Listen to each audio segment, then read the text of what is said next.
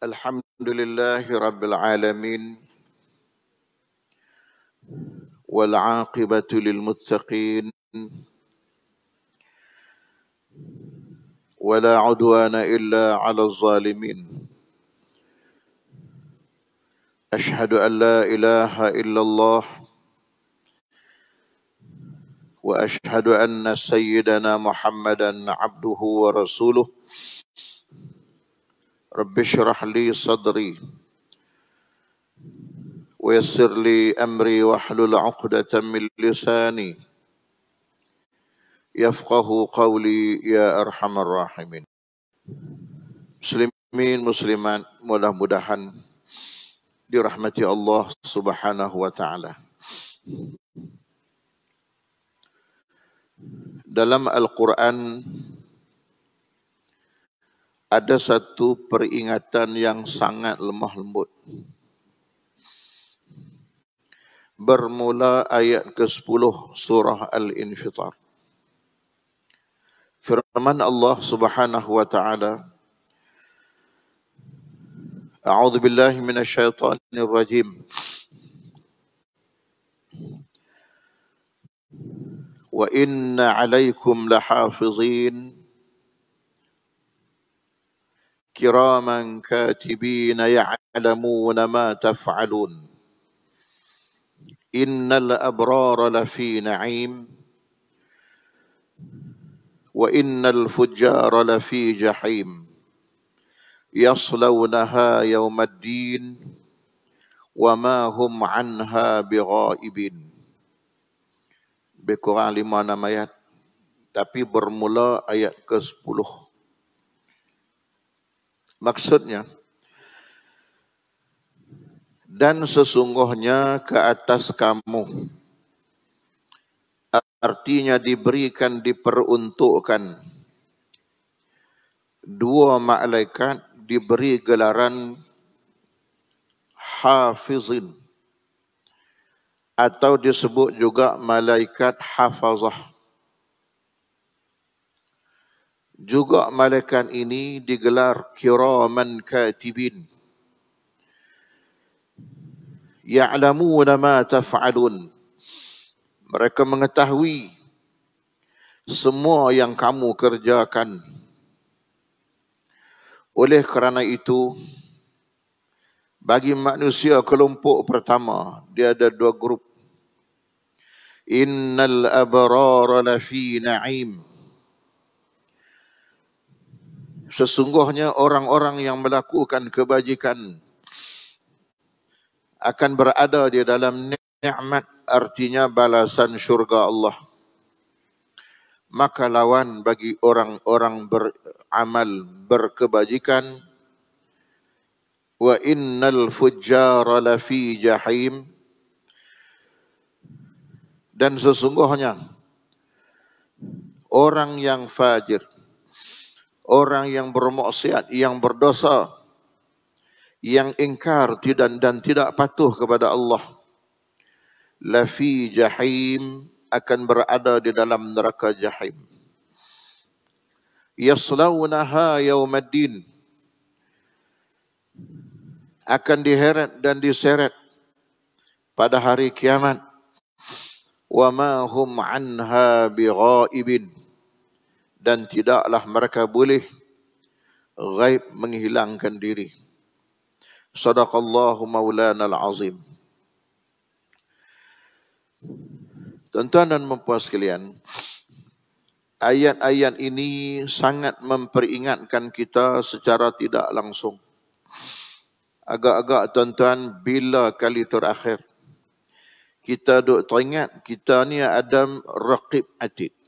Rasanya lama dah, tak 10 tahun wah.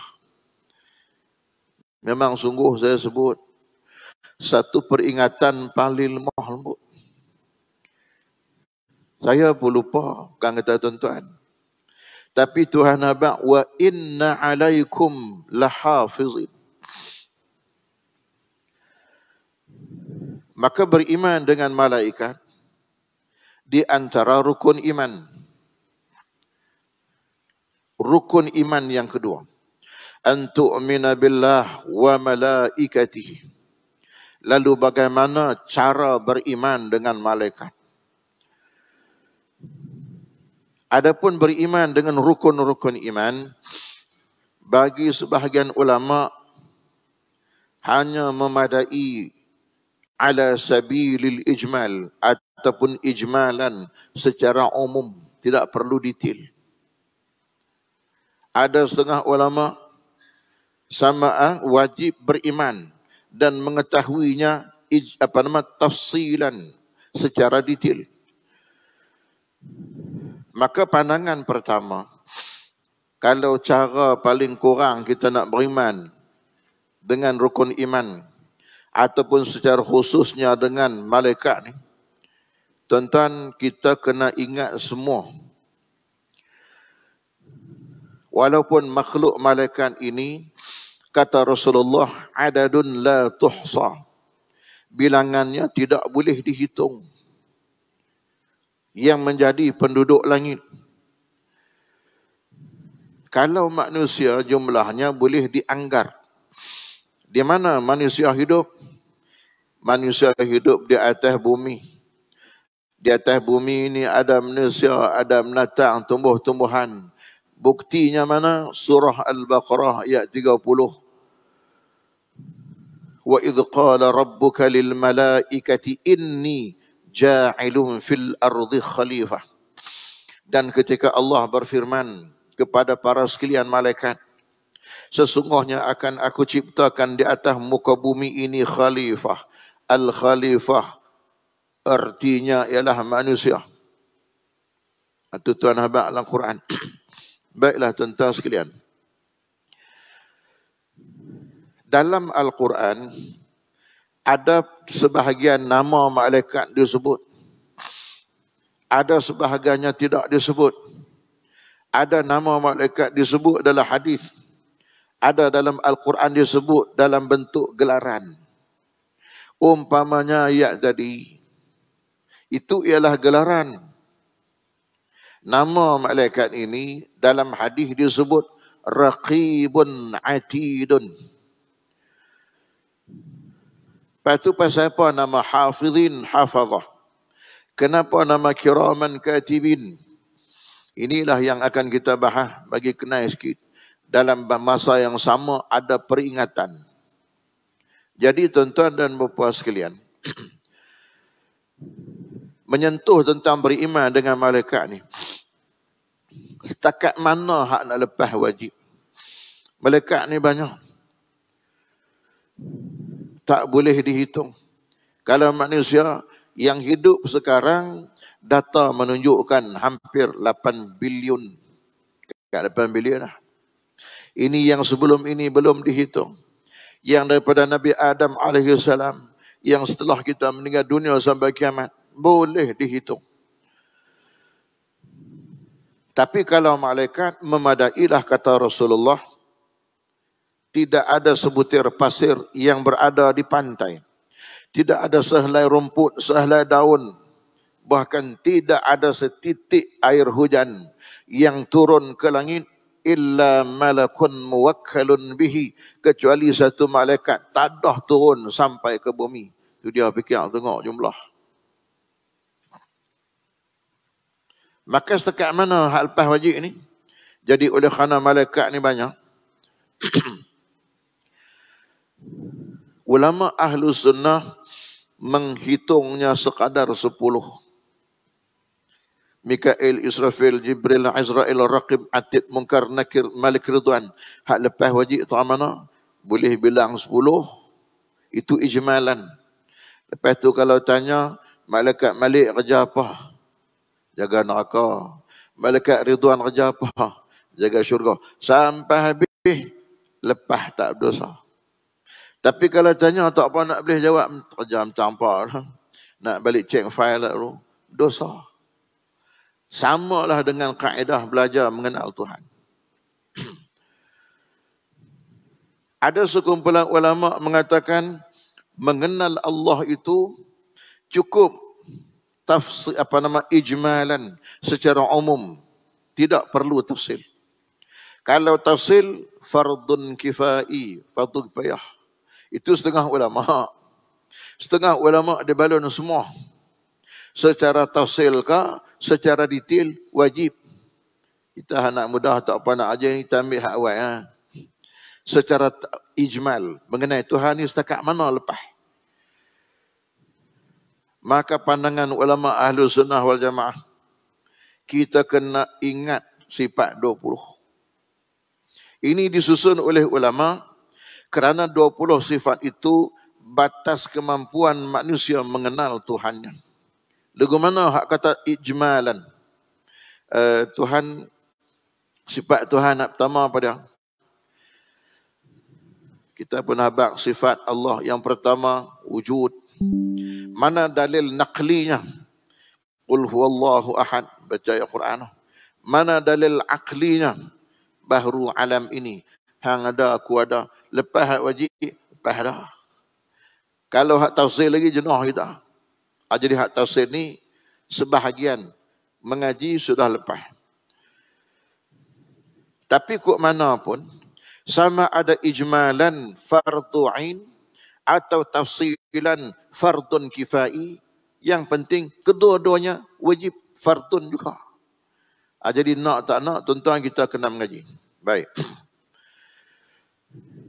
Pasal apa tuan-tuan? Yang Tuhan letak kat kita ni namanya raqibun, yang kedua atidun. Lepas tu diberi gelaran wa inna alaikum lahafizin. Lepas tu gelaran yang kedua kiraman katibin. Bila ada nama malaikat banyak gelarannya, menunjukkan dia penting. Sebab apa nama raqibun? Raqibun ni daripada kalimah raqiba yarqubu taraqqub. Taraqqaba yataraqqabu tarakkuban. Makna taraqqub memerhati. Kalau bahasa Penang, bahasa kita kata duk perhati, duk yusha. Tengok. Tetapi kalau raqib, dikhususkan kata Rasulullah, yaktubul hasanat, tulis semua benda baik. Kalau hak benda baik ni, cepat. Bahkan dalam hadis, jangankan kata kebaikan kita lakukan lalu ditulis, kita berazam, kita berniat, sudah ditulis. Ni tuan-tuan nak main kuliah subuh begini, niat minggu lepas tu, niat kemarin, tulislah. Niat tulis, azam tulis, nanti dilakukan pahala yang lain, tulis lagi. Apa beza dengan malaikat hak sebelah kiri? Atidun. Atidun ni makna daripada atada. Atada, atid ni parti juga. Tetapi memerhatikan kejahatan yang kita lakukan. Dia pun nak buat perangai juga macam hak sebelah kanan.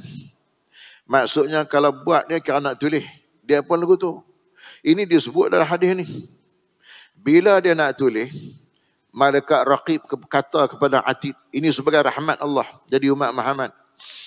Ai atid, hang jangan tiru aku. Aku boleh buat benda baik aku tulis terus, dia azam niat aku tulis dah. Hang kata Rasulullah, kata raqib, wa qala raqibun li'atidin imhaluhu wa la taktubuhu imhaluhu 7 saat. Hang hold on dulu, jangan duk tulis kejahatan yang dia buat. Pasal apa aku tak boleh tulis?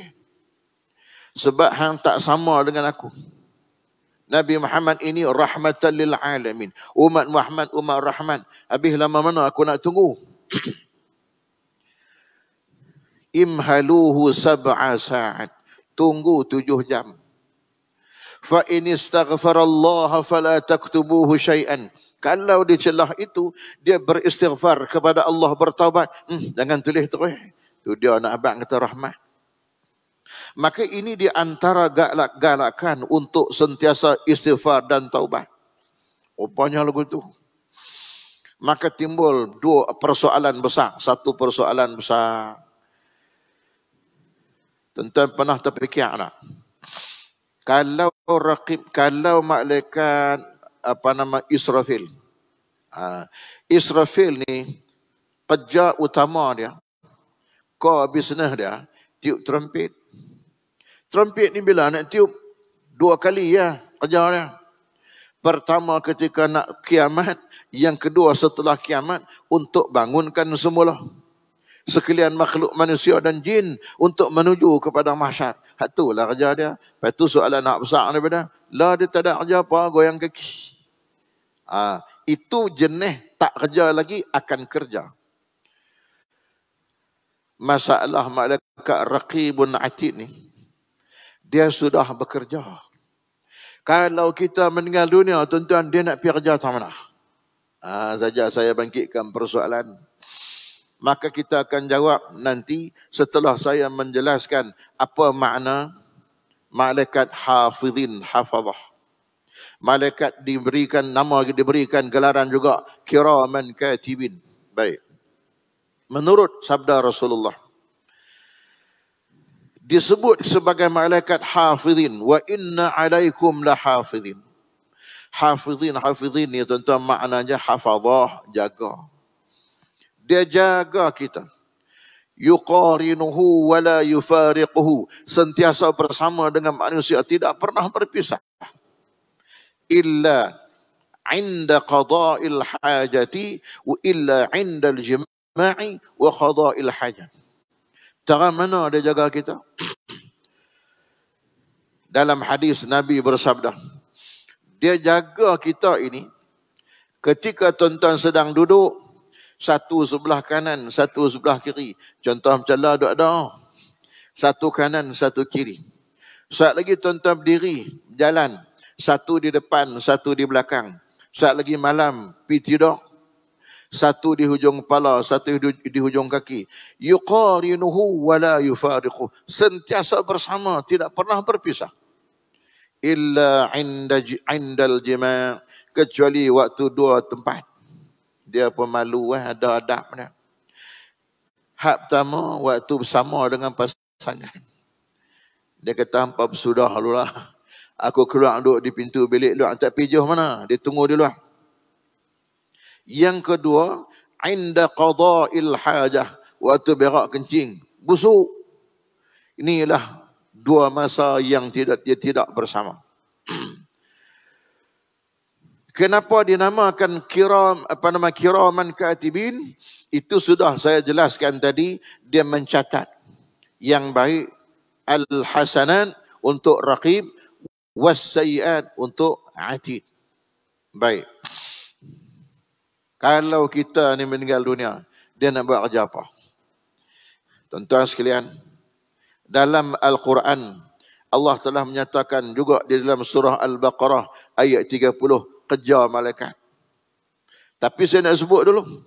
Dalam hadis Rasulullah, saya pun duk cari juga. Sungguh no. Kalau kita mati, dia nak duduk tak mana, dia nak buat kerja apa? Rupanya ada dalam hadis Nabi. Maka ketika kita mati meninggal dunia, Raqib Atid akan bertemu Allah dan membuat laporan. Rabbana wakkaltana bi'abdika hadha والآن قبضت روحه فأذن لنا يا الله نصعد إلى السماء وقال الله تعالى والسماء مملوءة. Jadi bila naik bertemu dengan Allah, wahai Tuhan kami berdua ni, kamu wakilkan jaga si fulan sekian. Nah, sekarang kamu telah cabut nyawanya. Jadi kami main ni, kami nak hantar borang pencen lah. Masuk skim pencen. Itu saya tambah, jangan duduk betul-betul ingat. Kami nak pencen lah Tuhan. Kalau begitu, izinkan kami naik ke langit. Adzallana nas'un ila sama'. Kami nak naik ke langit lah. Kami nak tengok. Lama lah tinggal rumah tangga berdebu, nak balik cuci. Tuhan bagi tak dia naik ke langit? Ini rahmat yang kedua jadi umat Muhammad. Apa jawab Tuhan kepada raqibun atidun hafazah kiraman katibin? La tas'udu ila sama'. Hampa tak payah duduk naik ke langit lah. Pasal apa ya Allah kami tak boleh naik ke langit? Li'anna as-sama' mamlu'atun. Langit penuh dah. Wahai boleh ya kalau nak naik. Allah memberikan justifikasi. Nah, kalau kami tidak naik ke langit, apa hak kami nak buat kerja atas dunia? Qala Allah subhanahu wa ta'ala, fasabbihuni wa kabbiruni wa halliluni wa hammiduni. Itulah kata Allah. Kamu ucaplah tasbih subhanallah. Ucap alhamdulillah, la ilaha illallah, Allahu akbar. Uktubuhu, tuliskan pahala untuk orang yang pernah kamu jaganya dulu. Itu dia Tata Rahmat. Suruh tulis lagi. Tu saya kata rahmat jadi umat Muhammad. Baik. Lalu malaikat yang wajib kita ketahui 10. Mikail, Israfil, Jibril, Azrail, Raqib, Atid, Munkar, Nakir, Malik, Ridwan. Dalam 10, 4 paling afdal. Diberi gelaran mudabbiratul umur, kata Rasulullah. 4 malaikat utama ini, Mikail, Israfil, Jibril, Azrail. Ada belum ni menteri kabinet, ada 4 menteri kanan. Al-Gutu lah, biar kurang. Yang menguruskan urusan penting. Dalam banyak-banyak tu tuan-tuan, daripada 4, yang paling afdal namanya Jibril alaihi salam. Jibril alaihi salam paling afdal. Maka sepanjang kehidupan Rasulullah, berapa kali Nabi pernah tengok Jibril dalam bentuknya yang asli? 2 kali. Yang lain semua bentuk manusia. Seorang pemuda bernama Dihyatul Kalbi, dia paling segak kali di Mekah. Yang 2 kali ini bila? Pertama ketika menerima wahyu di Gua Hira. Sebab itu Rasulullah balik dalam keadaan menyebut kepada isterinya, Zammiluni, Zammiluni, ketah. Kerana bertemu 2 alam berbeza. Yang kedua Nabi tengok Jibril ialah ketika peristiwa Mi'raj. Mana buktinya? Buktinya ayat 13 dan 14 dalam surah An-Najmu. Walaqad ra'ahu nazlatan ukhra 'inda sidratil muntaha. Dan sesungguhnya Muhammad telah melihat akannya. Tuhan tak sebut tengok apa? Sebab itu berlaku khilaf di ayat itu.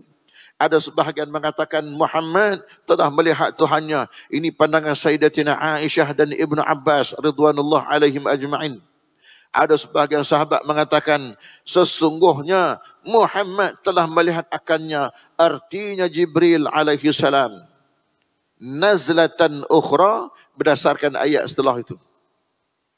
Walaqad ra'ahu nazlatan ukhra, dan sesungguhnya Muhammad telah melihat akannya, artinya Jibril alaihi salam dalam bentuknya yang lain, yang asli. Di mana dilihat? Inda sidratil muntaha, di sisi sidratul muntaha. Maka dari 2 kali inilah tuan-tuan terbit satu hadis sahih riwayat Abi Hurairah. An Abi Hurairah radhiyallahu anhu annahu qala qala Rasul sallallahu alaihi wasallam wa laqad ra'aitu Jibril alaihi salam wa lahu 600 janahin wa janahun minha qad sadda al-ufuqa. Nabi apa? Nabi kata aku tengoklah Jibril dalam bentuknya yang asli. Jibril ada 600 sayap. Satu sayap jarak nak pi satu sayap masafatu 500 amin, jaraknya 500 tahun perjalanan. Itu hadis sahih. Satu sayap andai dibuka dan dilentangkan, qad saddal ufuqa, akan tutup seluruh ufuk langit timur dan barat, gelap terus dunia. Bingung dan bingung nak kita tuan-tuan fikir ni. Lagu mana? Memang kita bingung dan bingung. Pasal apa? Kerana kita mengukur menggunakan akal dan pengalaman mata pernah lihat. Itulah kita ukur.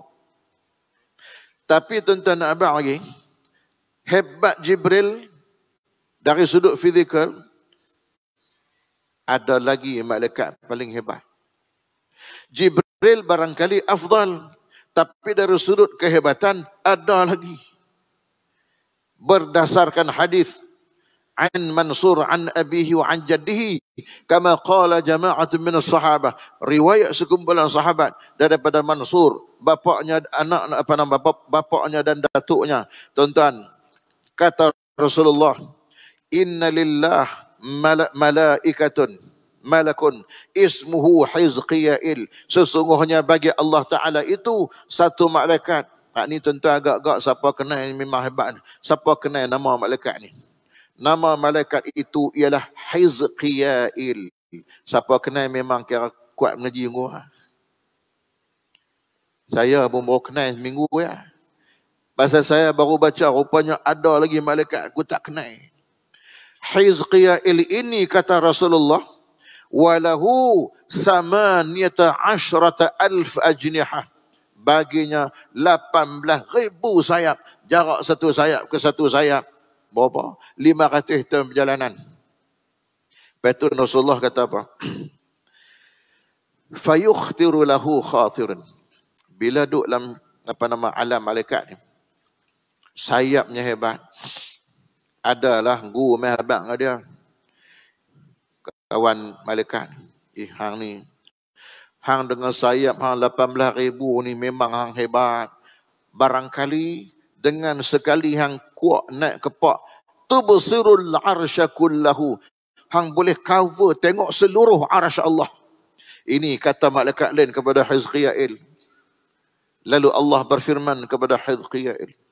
Hadis ni tuan-tuan berada di dalam, dinukilkan oleh Imam Al-Qurtubi ketika menafsirkan surah Al-A'la. Allah berfirman, Allah kata Hizqiyail, hang jangan duk berangan lah. Dengan 18,000 sayap ni, hang nak tengok seluruh aras, jangan harap. Oleh itu, aku tambahkan lagi kepada kamu sama niyata 10,000 ajnihah, 18,000 yang kedua, menjadikannya 36,000 sayap. Jarak satu sayap ke satu sayap, 500 tahun perjalanan. Nah, bertambah bingung kita. Akhirnya firman Allah, ya Hizqiyail tir fayatir. Wahai Hizqiyail, terbanglah kamu, lihatlah arasku. Dia pun terbang. Lama mana dia terbang, pusingan pertama. Fayatiru 20,000 sanatin. Maka terbanglah Hizqiyail selama 20,000 tahun. Tu dia. Tuan-tuan pergi umrah 9 jam ya, pergi Mekah. Saya balik Mesir jauh sikit, 11 jam. Tu pun matu jubak, dia tahu telakan tu lah. Belum sampai dekat subuh tu. Dalam flight dulu saya tahun 90-an tu. Ada lagi flight DC-10. Flight DC-10 ni besar. Banyak lorong. Kira habis lorong lah. Masuk lorong tu menyembang kawan ni, masuk lorong ni menyembang kawan tu. Kadang-kadang jumpa Mak Saleh tanya, abang duduk mana? Kadang-kadang jumpa Arab. Nak abang kata lama. 11 jam belum. Lah ada lagi lama. KLIA, New York dengan UK ke mana? 15 jam. Non-stop. Jenuh. Tapi Hizqiyail terbang tuan-tuan. 20,000 tahun. Tak sampai-sampai lagi. Akhirnya Tuhan tambah. Han terbang lagi. 30,000 sana. 30,000 tahun. Campur 20,000 tahun. 50,000 tahun.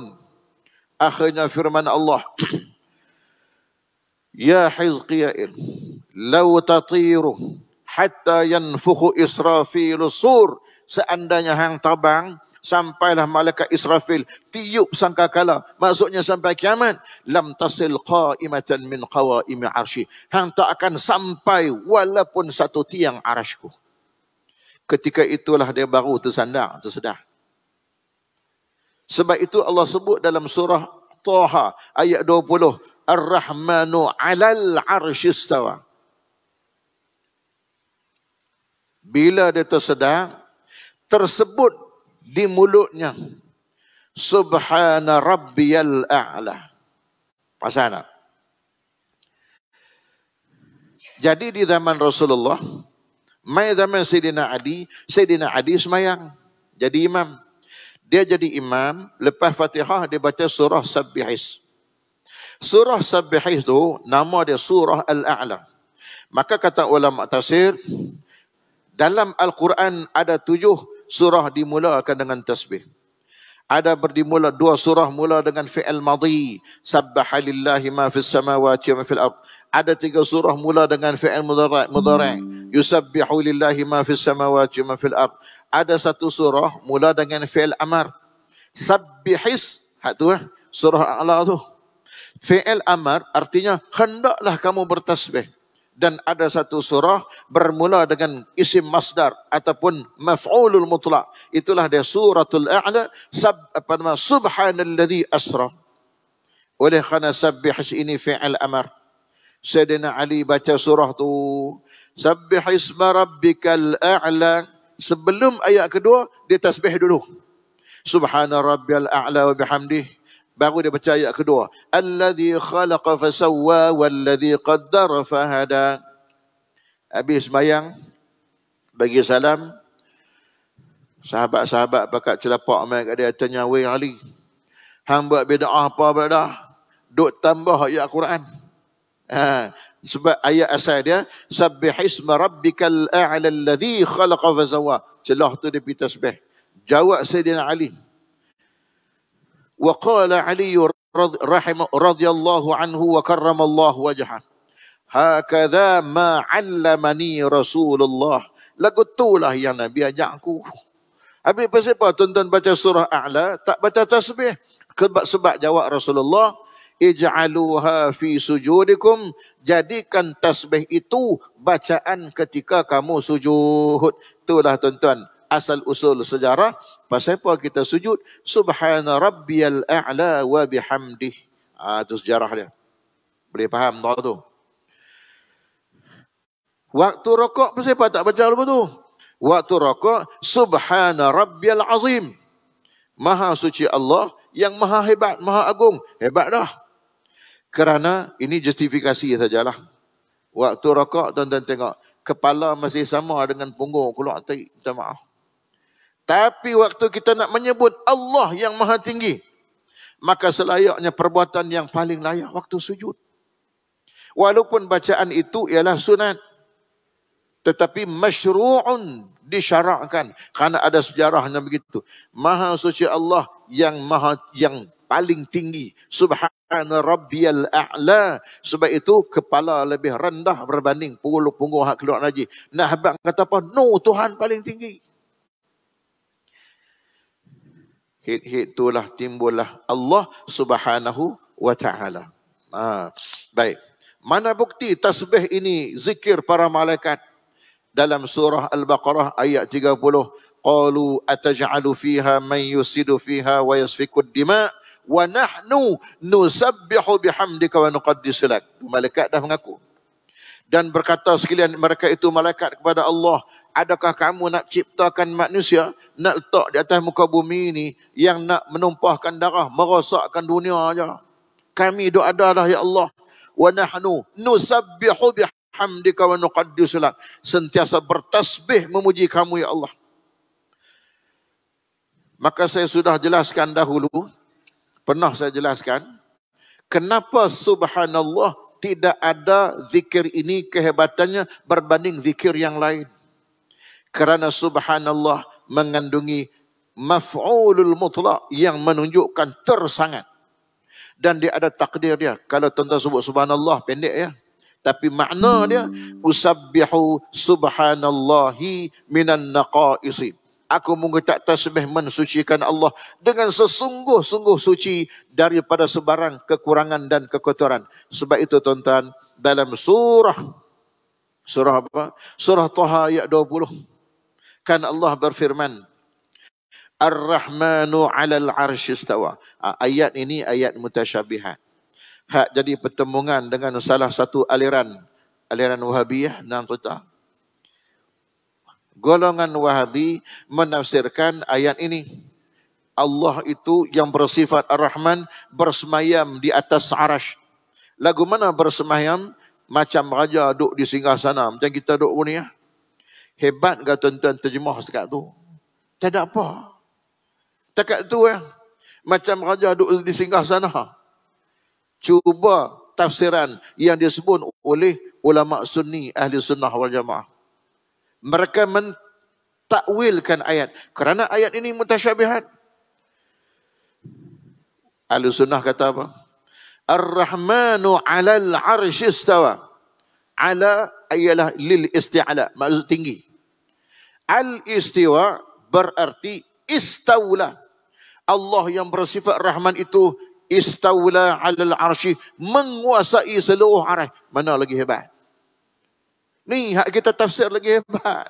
Baik itu tafsir yang beraliran Wahabi, minta maaf saya sebut, sesat. Mentashbihkan Allah dengan makhluk.